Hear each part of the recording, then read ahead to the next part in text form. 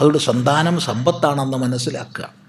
4 സകാരങ്ങളെ ഹിന്ദു സമൂഹം ഉപാസിക്കാൻ തയ്യാറാവണം. പഞ്ചമകാരങ്ങളൊന്നും പറയുന്നില്ല, 4 സകാരങ്ങൾ: സംസ്കാരം, സമ്പത്ത്, സന്താനം, സംഘടന. ഈ 4 സകാരങ്ങളെ ഉപാസിക്കാൻ തയ്യാറുണ്ടോ? നമുക്ക് മുന്നേറാം. ശ്രദ്ധിക്കുക. സംഘടന വേണം, സംഘടിത ബലം വേണം. സംഘടിത ബലമില്ലാതായാൽ അപകടമാണ്. എല്ലാ മേഖലയിലും, കച്ചവടത്തിലാണെങ്കിൽ അതിൽ സംഘടിത ഭാവം വേണം, രാഷ്ട്രീയത്തിലാണെങ്കിൽ അതിൽ വോട്ട് ബാങ്കായി രൂപപ്പെടാൻ കഴിയണം.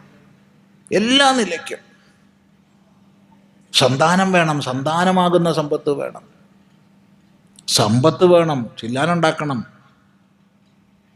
സർവോപരി നമ്മുടെ സംസ്കാരം ഓരോ ഗൃഹത്തിലും ആർജിക്കണം.